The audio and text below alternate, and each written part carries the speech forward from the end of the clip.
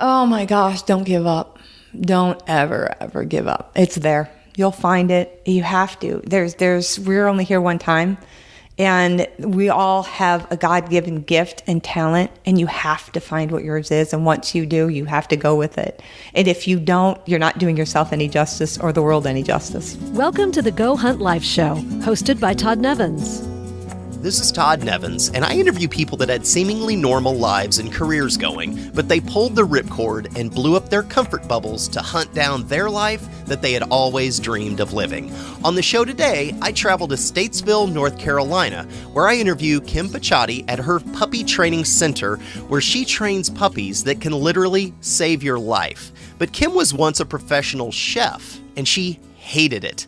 And in a strange twist of fate, the best thing that could have happened to her was getting laid off when the economy tanked in 2009. And at the same time, her life path took a major turn when a dog trainer told her that she should put her own dog down at just 10 months old because it was untrainable and dangerous.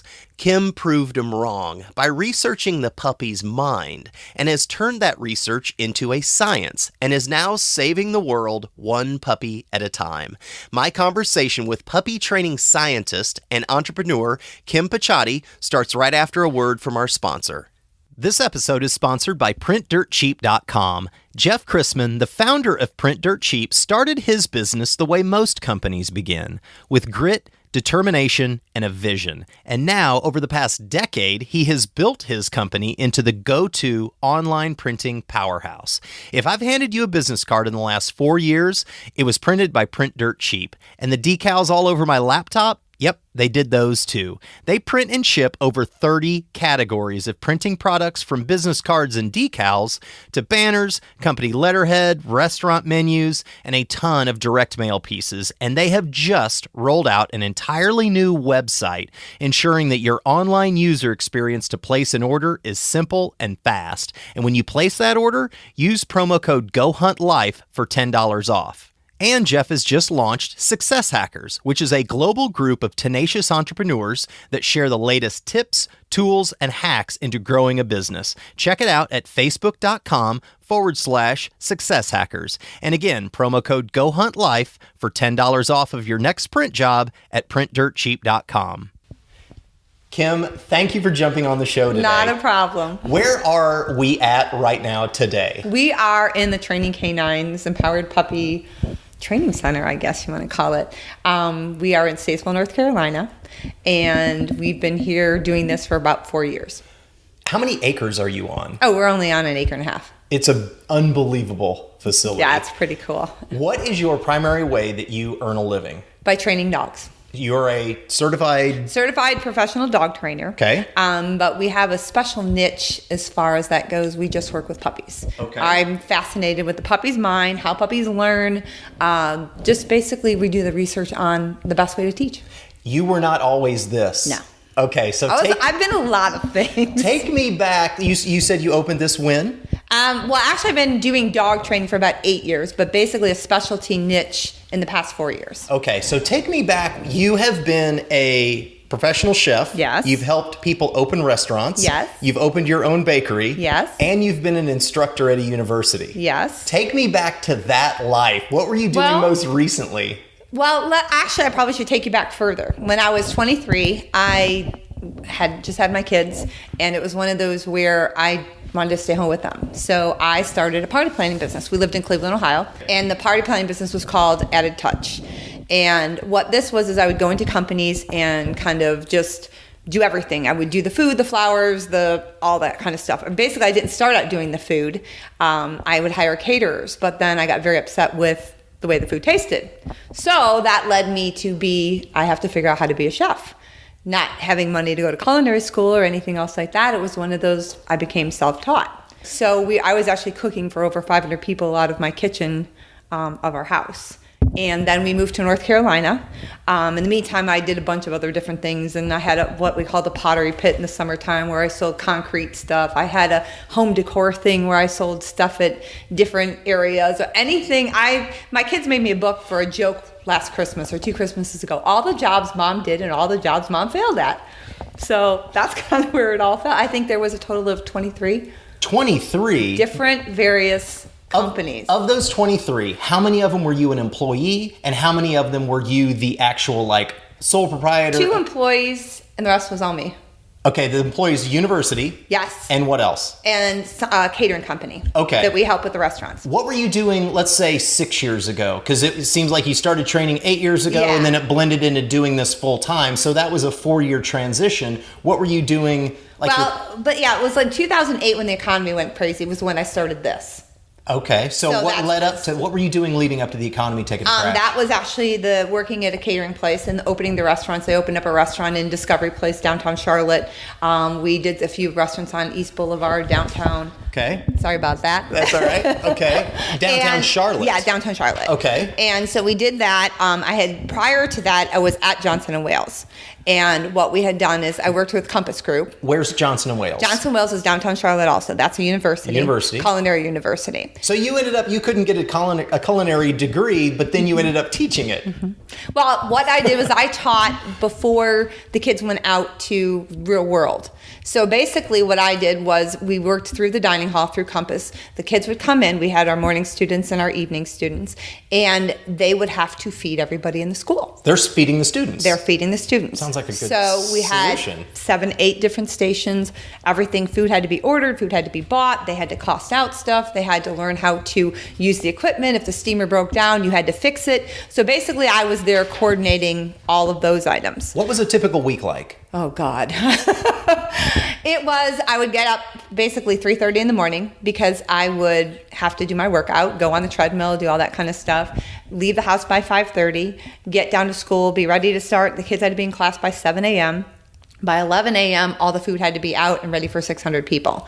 All the way fed through 2:30 p.m. And then to turn around, get all that cleaned up, be out of there by 4:30 or 5, drive another hour home to turn around and get up and do it the very next day. 7 days a week?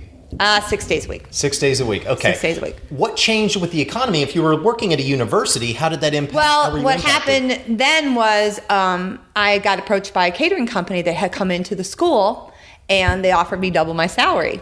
So money talks. So and you left. And I left. So then I went to work for that company, 8,000 square foot kitchen, over 40 employees. It was just huge of everything that they did. I was buying $100,000 of food a week, 3 times. I mean, it was just, I was in charge of keeping everything, what everybody needed. Everybody went and did the layouts the way the kitchen should be in the restaurants, and any input that I could from that. If somebody would have asked you a question, were you happy? What would the answer be? I cried every day. I literally, I would come home, I would cry every single day. For that job, I had to be there at 5 in the morning. I worked pretty much 6-7 days a week. Worked till 6:30, 7 o'clock. And I get calls 3 a.m. The place is broken into. You got to go down there. I mean, I remember driving home saying, God, please just do something. I started going to church again. I mean, I hadn't been to church. I went to Catholic school when I was little. I hadn't been to church. I was like looking anyway, what do? I can't do this. I can't work for somebody like this.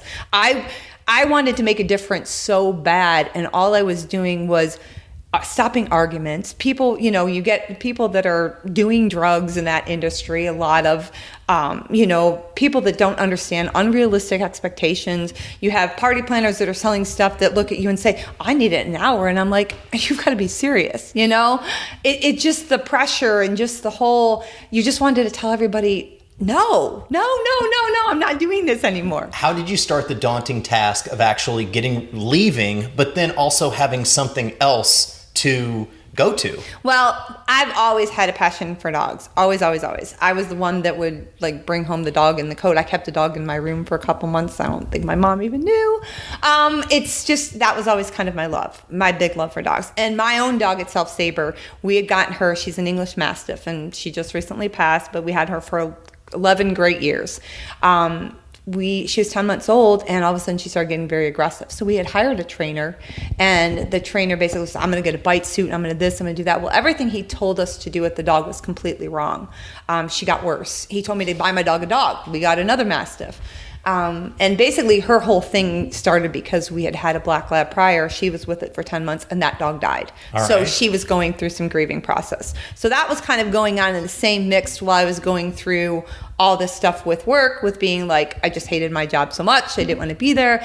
You know, it was just the most, all I was everybody's problem fixer. It's like, I'm tired of fixing your problems. I'm tired of dealing with your problems. I'm just sick of it. It's just, everybody just doesn't care. Nobody took pride in what they did. It's like, you know, you try to put out nice food, you try to put out this, and somebody will come and it just messed it all up. And it just was so frustrating. And then the economy came. So then that company started getting less and less work. Well, there also was a lot of inside things kind of going on with the owner and everything else like that, and things that they were doing that I didn't agree with. I think that was the biggest thing because I felt trapped. We had our house up for sale at the time, and it was one of those I knew we couldn't go move if I didn't have income on the books. If my husband's been self-employed for his entire life, he's got a construction company. So I had to show an income if I wanted to get a loan. So I'd stay and kept waiting for the house. 3 years we had house up for sale. Oh my gosh. So we finally ended up having to short sell the house. So as bottom could hit, we did. You know, his work was slow, my work was slow, and it got to the point where the lady was like, well, you know, this is what we're going to do, and we're going to do this, and we're going to find this, and it was, I can't deal with it anymore. I just can't deal with it. So push come to shove, I ended up getting laid off. Okay. And how'd you feel that day when you walked out of there? I was happy. I really was, because it was like a relief. I was scared to death. Because I was like, I knew house dream. I mean, we have always built our own houses. We built our very first house at 23, but then you build another one, you build another one, you build another one. Guess what? Every dime we had was in that house that we just had to short sell. So it was scary as can be. I mean, I was pawning jewelry to pay electric bills. You know, I mean, it got to that point. And it's just like, okay, what are you going to do? You have to pick up the pieces and go on, because if you don't, no one else is going to do it for you. Nobody's going to come along and say, you know what, everything's going to be okay. No, it's not going to be okay. You have to do it. From getting laid off, walking out of there, what year was that exactly? Oh gosh, was it 2008, 2009? Right at the peak. Yeah. Okay. Right when everything economy-wise that was it. You registered trainingcanines.com in July of April 2012. Okay. What transpired between the layoff and starting trainingcanines.com? School. Your school to be a trainer? Yes. Where do you go to be? So you had just short sold your house, and you just said bottom is bottom is bottom. Mm-hmm. How'd you pay for school? And then you were pawning jewelry to pay for the light bill. Mm-hmm. Well, why were you so dedicated to train dogs at that time? Because of my own dog. I just started researching about her and what can I do to help her, because she was all I had. Well, okay, so you proved all of those other trainers wrong by just taking control of it and saying, you know what, I'm going to fix this problem. Right. I'm going to, and then that spurred an entirely different profession, it did, direction for you. It was where I was fascinated with the dog's mind. How do I get her to understand? How do I get her to know I'm not here to hurt? I'm so sorry. Still pretty fresh. We understand. And it really is, because it's you see what these dogs can do, and they can't communicate. Mm-hmm. They don't understand our world. Sure. And here's somebody that basically is saying, put your dog down. Okay. I can't do that. No, that's unacceptable. That's not going to happen. You know, I have to fix it. If I can't find somebody that has to fix it, I have to fix it. So what school, how do you research schools? Like, you're not just training a dog to sit and stay. No. It's a whole different level of training. It is. So what schools, how did you research finding the right fit for you guys, and then rolling into, I can save other dogs' lives, but then you went down into, like, you're training puppies. Like you just said before we started rolling, like days after they are born, they're beginning training. Exactly. Like, where did you go to get trained initially? Well, what I did was, there was a thing through the NC State, because of getting laid off, I could get unemployment. So they had this thing, it was called the NC Rural Group. And what they did was they gave you a grant to help you go to school, to change your career. So there's a lot of states that do this. That's awesome. Yeah. So basically I got, I think it was like a $3,000 grant. Okay. And what it did, they would go and they bought me QuickBooks to learn QuickBooks, and they bought the different online schools and that kind of thing. And then I found a school here locally that trains dogs. It basically is a dog training school. So I just bugged the crap out of them. And I kept saying, just let me be an intern, let me do this, I'll work for free, I will do whatever it takes. How old were you when you were doing that? Well, I was 40? I'm 55 right now, and it's 2017. Yeah. So do the math. My brain's you're like, I'll be an intern. I'll do whatever. I will do whatever. So I begged these people. I went and they had one of their trainers that I shadowed for a whole summer for free of charge. While I was still taking online courses and so forth. So I learned from her. Then they finally said, okay, you can come be an independent contractor for us. You can set up your own company, which is what I did with the Training Canines, and you can go to our school. So I did. I learned all about every behavioral problem that a dog has, on-leash obedience, off-leash obedience, got certified and all that and so forth. And then I started doing trainings for them. Basically, as an independent contractor, you get a certain split and, that kind of stuff. I hated it. Why? You hated it? Oh my God, I hated it. I'm like, I don't want to be a dog trainer. Oh my gosh, you got that far into it and you were having... I hated it because they used the collar. They used the shock collar. And I didn't agree with it. And they were very canine orientated. So they do a lot of obedience and very good school, very good people, all that kind of stuff. It just wasn't me. I'm just like, this isn't what I want to do. What am I going to do now? I've just spent all this time going to school. I still don't know what I want to do. And then I just began going back to Sabre. Okay, well, I can change her. Well, look at all these dogs. Because part of one of my certifications was, I'm sorry. I had to be I had to work in a shelter or a rescue. Okay. So I had to put in over 500 hours in a shelter and a rescue in order to receive the CPDT, which is Certified Professional Dog Trainer. Got it.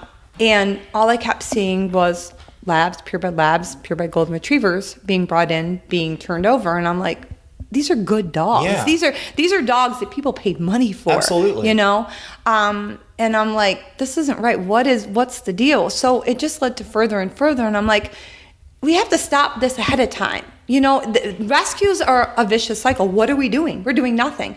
The average dog is gotten and turned around and rehomed 90 days later because you don't know what its initial bringing up was. So I began researching the puppy's mind.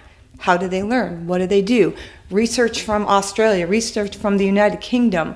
The puppy's mind. The puppy's mind. How do they learn? Okay, now this is what really got me with getting our system on to where it is. We teach them by watching TV. At 4 weeks old, we put them in front of a TV. We put a DVD in, a picture of them sitting, laying, standing. They watch it for about 30 seconds for 7 days. After that, we say sitting, laying, standing. The dogs do it. I get 4-week-old dogs sitting on command. Okay? We use the words sitting, laying, standing. We use double plurals because they learn 50% faster. I studied how autistic kids learn. They're nonverbal. We have dogs that we can hold up flashcards, and you can see this on any of our YouTube videos, standing, laying, sitting. The dogs do it. We don't say a word. By 8 weeks, they can match items. And it all started because dogs eat poop. Okay. I know. Go ahead. No, seriously. This is what it was. I know it's gross as can be, but when a puppy is little, the mom has to stimulate the dog to go to the bathroom. They lick the dog. Okay. The mom eats the dog's poop. The puppy's poop. She cleans them. Okay. At 4 weeks old, 3.5 weeks old, 4 weeks old, I had a whole litter going around eating each other's poop. Okay. They would be going after each other. That is a learned behavior. Yeah. That is not something that is innate. Sure. They learned it. So if they can learn by watching mom at 3.5 and 4 weeks, why can't they learn by watching themselves? When did you have your first... How did you start the company? You left the shock collar company. You left and you went, then you were like, I'm going to do this on my own. Well, see, I was an independent contractor already. So I had training canines already. So I would go in as them. I would get a split of what we did and so forth. Okay. And I kept saying to them, I don't want to do this. I don't want to do this. This is our business model. What you want to do doesn't fit our business model. So we parted ways. And that was in February of, I don't remember what year. I don't even remember, 2013, something like that. Maybe All right. I'm just going to use that again. So 4 it was years ago? 5 years ago. 5 years I think ago? it was right after we moved into this house. We've been here for 6 years. All right. So this house is a home, multiple barns, Oh, yeah. facility, the whole thing. Absolutely. What was here? You alluded to this before we started rolling. Like these were just, there was a shack with the homeless person living Right, in it. right. And so you guys. this was all property. Okay. So we put all this in. When did you have your first litter? That's another whole long story. Well, okay. So first litter here. When did it feel like I am starting a business and this is going to be my business? I'm going all in. I started working with another breeder here in this area, and I would go to her home. She was the breeder. I would go there and do my research and train her dogs. All right. Then we would sell those dogs trained together. Okay. She wanted to go more towards AKC shows. I wanted to do more towards the mine. Then, so it was probably November of 2014, I started here. All right. Basically, it was in a matter of 8 weeks. I got one of those portable barns. I had him come in. It's just 3 years ago. Yeah. This looks okay. Yeah. So we did it that way. Support for this podcast and the following message comes from Click Placement, a digital agency designing Google AdWords and pay-per-click marketing strategies for startups, small businesses, and even people building a side hustle. Hit up clickplacement.com to start a conversation. If you would like to personally support the Go Hunt Life podcast, go to patreon.com/Go Hunt Life to make a donation. For the most people that think about dog training, it's like, okay, you can train a dog to sit and stay and heel, or you're training to be a service dog, or you're training it to be a show dog. You're not that. None of it. What are you training your puppies to be? We are training our puppies to match the family that they go with. That really is the biggest thing. We're training to the personality. You have a different personality. I have a different personality. Everybody in the whole world does. How in the world do you figure that out? Because you may be a visual learner. I may be a learner that reads by books. Why do you expect your dog to learn only one way?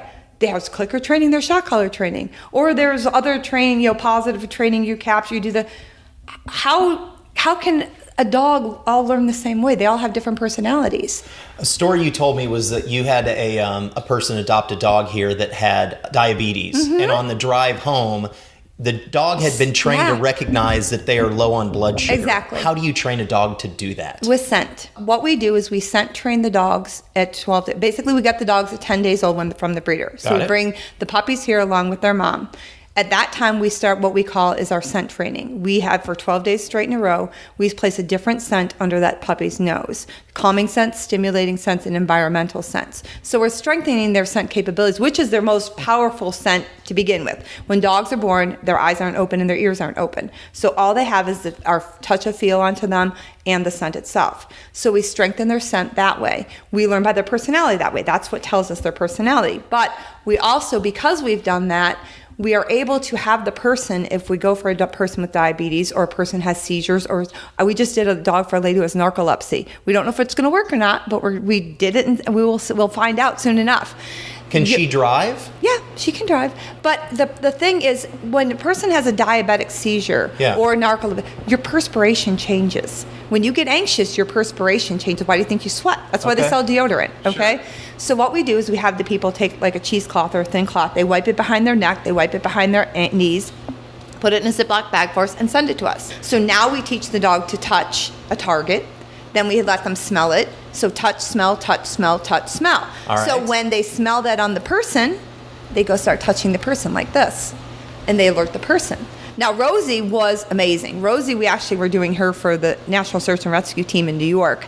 And the trainers had come down and they... For collapsed buildings. I'm not sure exactly what they were doing. Okay. That was just their search and rescue team. All right. So their trainers had come down and they fell in love with another dog from that same litter. They fell in love with Ashley. Okay. And they came back the next morning and they're like, we don't know what to do. We really love Ashley, but what do we do with Rosie? And I'm like, you have to take the dog that you have the bond with. A bond is something that you can't get. And that's why a lot of people, they'll come with assistance dogs for us or therapy dogs. You have to have that connection. If you don't have the connection with the dog, it's nothing. You can teach a dog to do anything, but it's like a person. You can't teach them to want it. You can't teach you to really want and go do a job. That's got to be from in here. Got it. You know, and that's what the dogs. Your dogs range between $4,800 and $7,000, and you adopt them out between 9 weeks old and 15 weeks old. What is the most substantial difference between a puppy that's adopted at 9 weeks versus 15 weeks? Oh gosh, huge. The only reason I put the 9 weeks in there is because we do Bernese Mountain Dogs, and they attach themselves much sooner to the person. I really prefer like the 13-week program because the maturity factor. Somewhere in the middle. Yes. At 12 weeks, we give our dogs our third shot. We're now able to take them out to see, socialize on the street, go walking on the stores, those kinds of things. So it's a big maturity factor difference. Each family has to apply to be a family that can adopt a dog. What is the number one knockout factor for a family that you just simply, they're not a match for your That they're dogs? not going to be there that they're going to be leaving that dog alone for more than 4 or 5 hours a day. I've had people that will put an application in and say, well, I'll come home at lunch. No.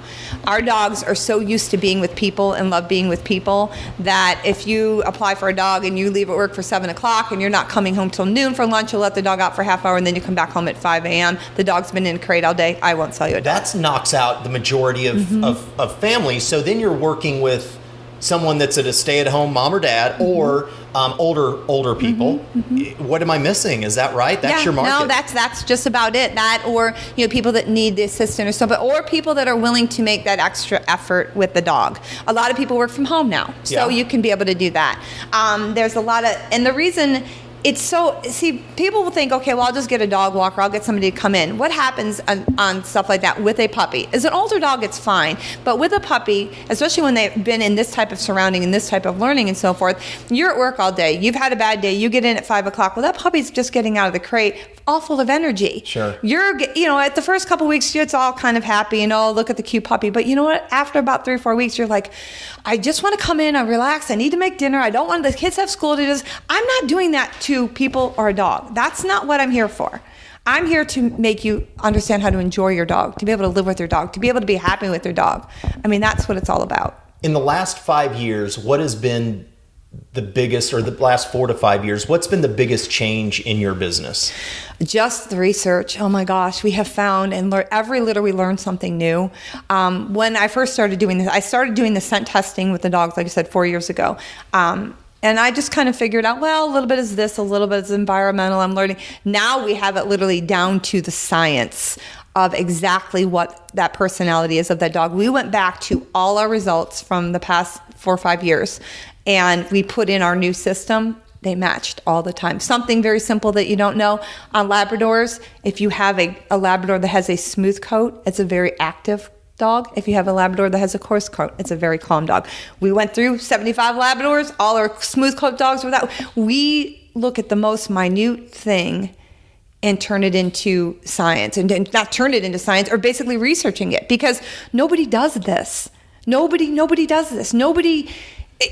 People just don't realize how smart these dogs are. I can take a dog and I can show my cell phone, my keys, and a remote control, and in a matter of 2 minutes I can say, show me the remote control, and the dog shows me the remote control. The dog's 8 weeks old. Unbelievable. It's so cool.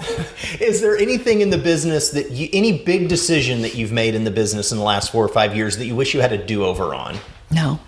Not a single one? No. Just, I wish I had more money to spend to put towards things. Everything I do, I put right back into the business. I mean, I'm so lucky that my husband can pay the bills, and I can basically just help the business grow and grow and grow. And that's really where it is. If you could snap your fingers right now and change one big thing that you're working towards in the business, what would it be? It's not a matter of change. I just want to make awareness. I want people to realize what you can do, what you can do. Dog training, what we've discovered is basically can change the whole world of dog training. It's just talking to the dog. I would rather tell you what to do like you do with a child. If a dog jumps, people yell at the dog and push it down or whatever it is. When they go to open the door, just turn to the dog and say, can you sit, please? The dog, okay. The dog sits down. You open the door and there's no problems. It's so cool. What are you focused on in the next 6 months? Oh, well, the scent thing's a big thing. We're just getting ready to release that for the holidays. And we're just doing more research. We are starting the Empowered Puppy Project. We want to know if the scent testing works on older dogs. So we're asking people, we're selling our scent kits to breeders and to new puppy owners. And then they can mail in their information to us. They'll go through the test, say what's positive, negative, mixed reaction, whatever reactions are, send us in their results. We'll compile it. We'll send them back an assessment. This is how your puppy learns. Your puppy may be a routine learner, which means you've got to say it over and over and over to your dog. Your puppy may be so smart that it can start matching items right away. We'll tell you that. And then that's going to determine which program they go through. Well, it basically is going to tell them how to teach their dog. All right. Okay. If I know that my dog has a very, very high environmental distraction, okay? I'm not going to take it outside in the yard when the squirrels are running around and try to teach it to walk. Okay. I'm going to teach it to walk on a leash inside. If you could go back the day that you were laid off and walking out of that office and walk next to yourself for 1 minute and give yourself a piece of advice, what would you have told yourself back then? Oh my gosh, don't give up. Don't ever give up. It's there. You'll find it. You have to. We're only here one time. And we all have a God-given gift and talent, and you have to find what yours is. And once you do, you have to go with it. And if you don't, you're not doing yourself any justice or the world any justice. You can find Kim at trainingcanines.com and on Facebook and Pinterest at Training Canines and on Instagram at Empowered Puppy. Kim, thank you for joining me today. You're welcome. You're a rock star. Thanks. Thank you. I appreciate it. Don't forget to hit up the rock stars at printdirtcheap.com and use promo code GoHuntLife for $10 off of your next print job. Hey, Life Hunters, thank you for listening to this episode of Go Hunt Life. If you like the show and would like to support it, go to iTunes and do this. Subscribe to the show, leave a rating, and review it. It helps. And thank you. If you or someone that you know has quit their normal life to follow their dreams, I would love an introduction and maybe interview them on the show. You can find me at GoHuntLife.com and also on Facebook, Twitter, Instagram, and Pinterest at Go Hunt Life. Until next time, stay weird, dare greatly, and ripcord out.